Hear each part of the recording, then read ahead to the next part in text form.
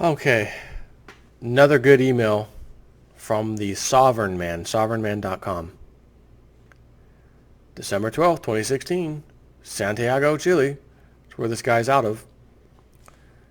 One of the best books I've ever read is the autobiography of Charlie Chaplin, the silent comedian thing of the early 1900s. Yes, that guy. I started reading his email newsletter here. That's the best autobiography? Got me into why? And he's going to tell you why. That's probably not what you were expecting, but it's true. Chaplin's book is a remarkable story of his impoverished childhood in England, subsequent migration to America, and rise to wealth and worldwide stardom.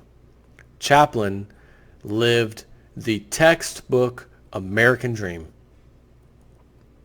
He came from nothing, took huge risks, and leveraged his tremendous talent, hard work, and pioneering spirit to become successful. But that was the early 1900s, and Chaplin's was a different America. Today, the desire to live the American dream still persists, and of course plenty of people still become famous or successful. Ironically, Barack Obama is a great example, a mixed-race guy who came from nothing to eventually become the President of the United States. But for the average person, the American dream is rapidly fading. It's not just about wealth and fame, after all. For many people, the American dream means owning their own home, starting a business, or seeing their children do better. But the hard numbers show that each of these elements is in decline. Number one, children are doing worse than their parents, not better. We already know the sad story about student debt levels reaching yet another all-time high. But there's some interesting new research released just last week from Stanford University comparing income levels between parents and children to see who was earning more money by age 30. For example, the research shows that when adjusted for inflation, 91.5% of people who were born in 1940 were earning more at age 30 than their parents did at the same age. Conversely, just 50% of people born in 1980 were earning more at age 30 than their parents did at the same age. The study shows a long, steady decline in income, concluding that children's prospects of achieving the American dream of earning more than their parents have fallen from 90% to 50% over the past half century. So if I may interject for a second, or 1,000,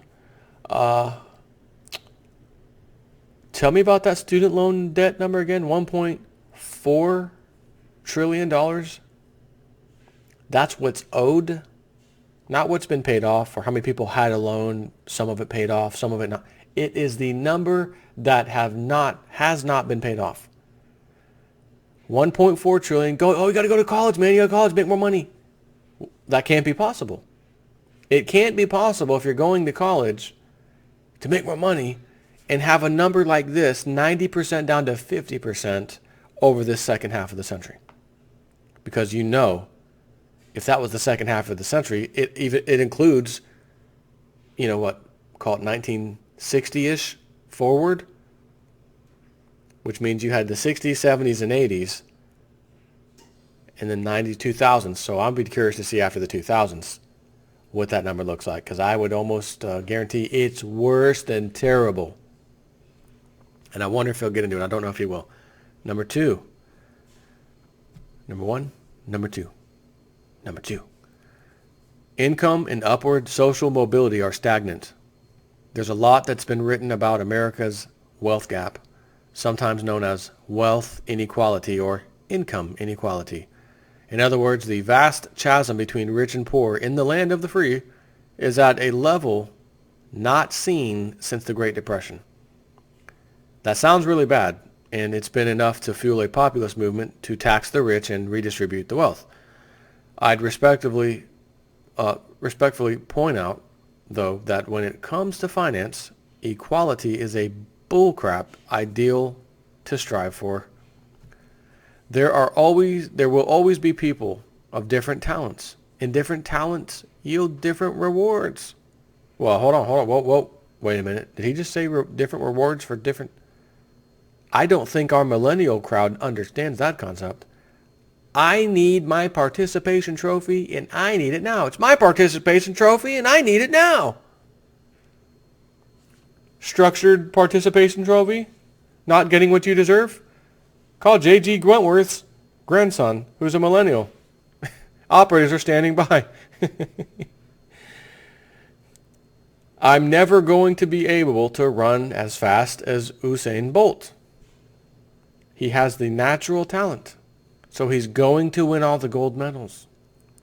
I shouldn't expect someone to pass a law restricting how many medals Bolt can win, nor demand that they give me a medal just for participating.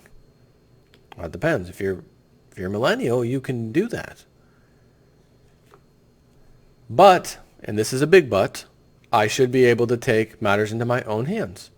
As long as I have the will and desire, I should be able to wake up at 4 a.m. every day to hit the track. I might not break any world records, but with time and effort, I will get faster. And that is precisely the point.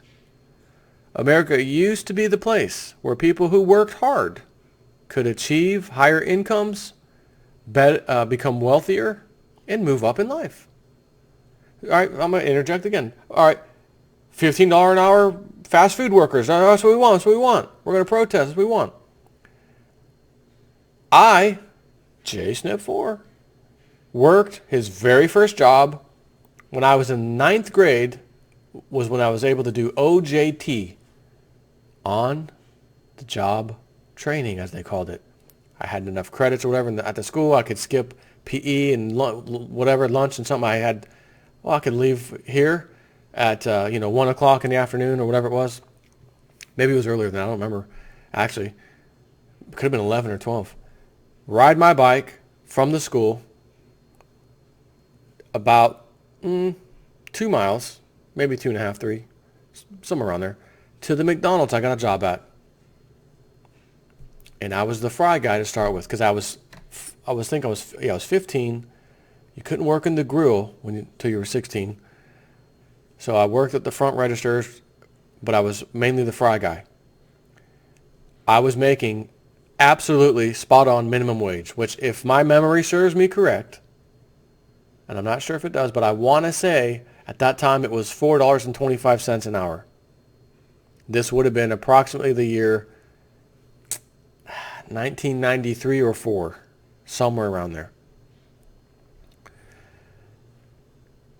I knew as a ninth grader, this is just a very beginning stepping stone job.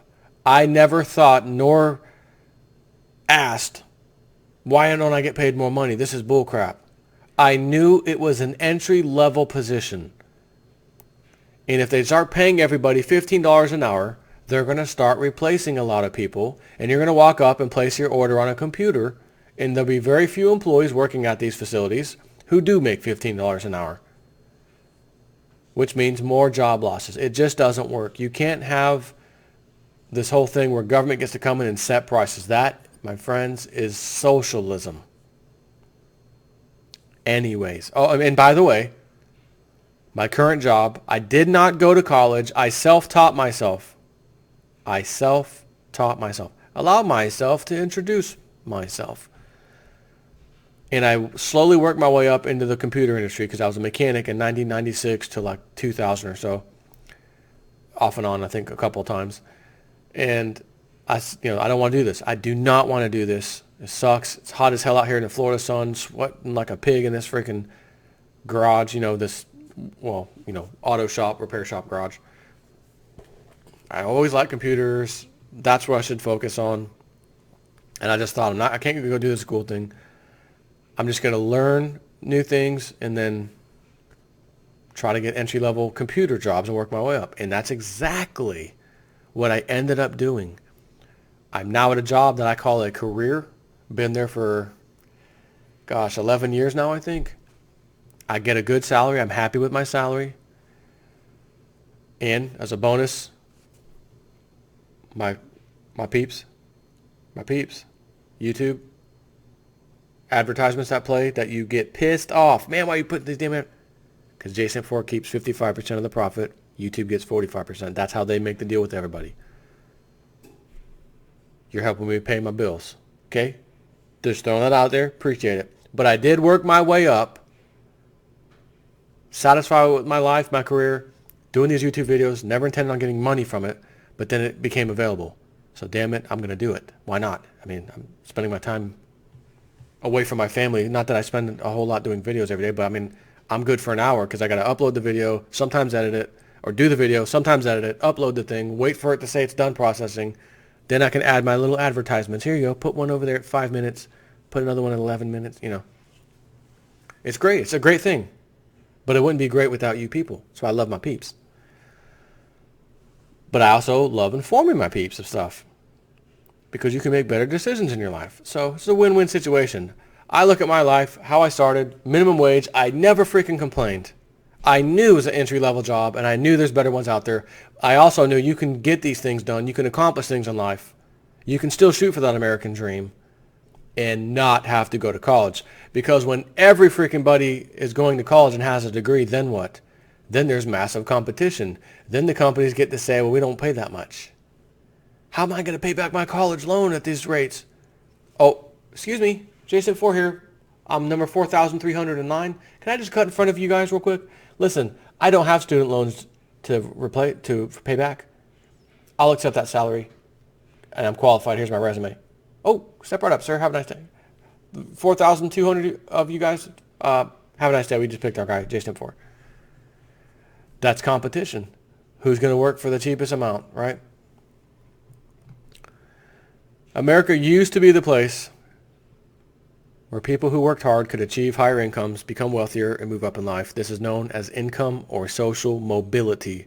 Sadly, this is also in decline, and the trend has been heavily documented over the years. The most recent research published earlier this month measured the increase in people's income between two distinct 34-year periods in the United States. Between 1946 and 1980, for example, the average American's income increased by 95%. Between 1980 and 2014, however, so here's the numbers I was looking for, America's income increased by only 61%. 95% from 1946 to 1980, and then 1980 to 2014, it's just 61%. And again, I'm going to raise my hand and say, excuse me, how about 2000 plus? Can we look at those numbers? Not quite, because there hasn't been enough time. But you already know what that's going to look like. That 61% is going to go down. For the poor and middle class, though, the numbers were even worse. Oh, but wait, there's worse. Between 1946 and 1980, income for the bottom 50% more than doubled. But between 1980 and 2014, their income increased by 1%. No. I got to read that again. For the poor and middle class, though, the numbers were even worse. Between 1946 and 1980, income for the bottom 50%, so that would be, again, the lower income people, more than doubled.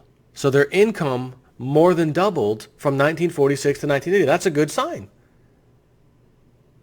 But between 1980 and 2014, same group, their income increased by just 1 freaking percent. Proud to be an American. Fight for the rights of, well, not every man, because that 50% is not no one fighting for their rights. Similarly, middle class incomes increased 105% between 1946 and 1980. But between 1980 and 2014, middle class income increased just 42%. So again, 1946 to 1980, these are the years, this is the American dream like climax. 105% incomes increased. Oh, beautiful.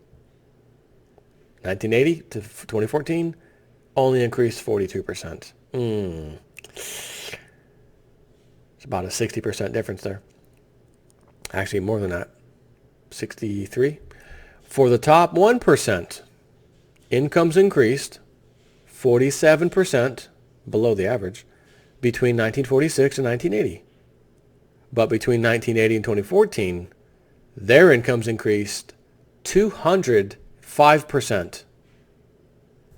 We had the scam of the 80s. You might have noted as the savings and loan crisis. It was a banker bailout of 2008, but for 1980.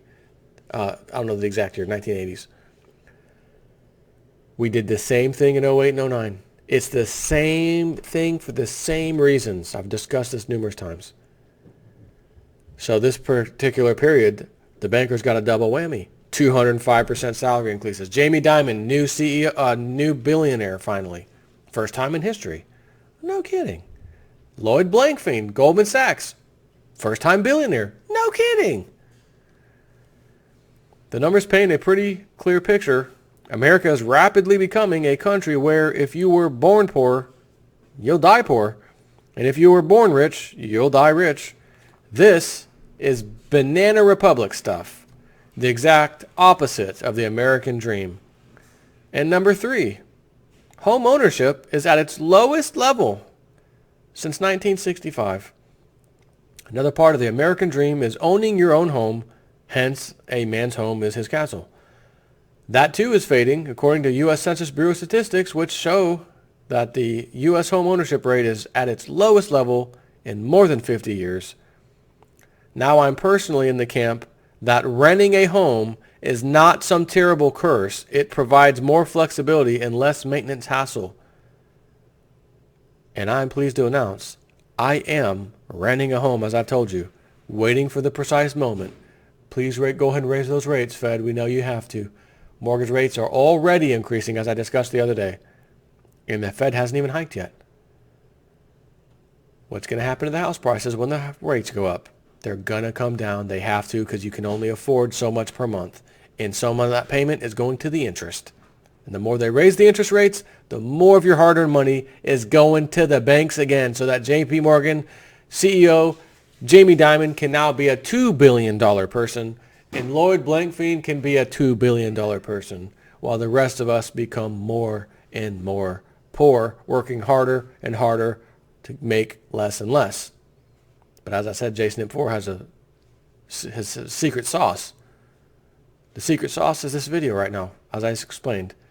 This thing, as my religious folks would say, is a blessing for people like myself.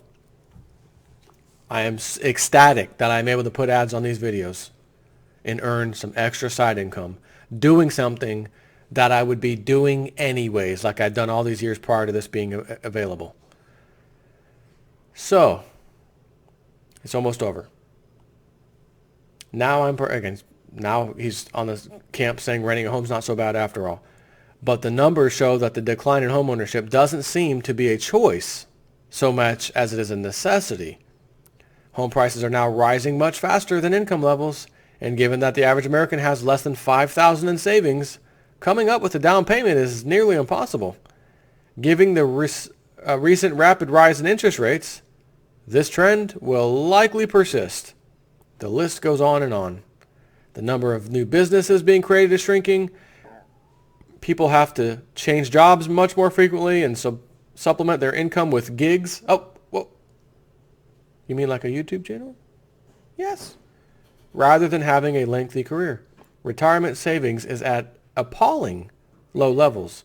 However you define the American dream, it's fading. And it's time to acknowledge the American reality.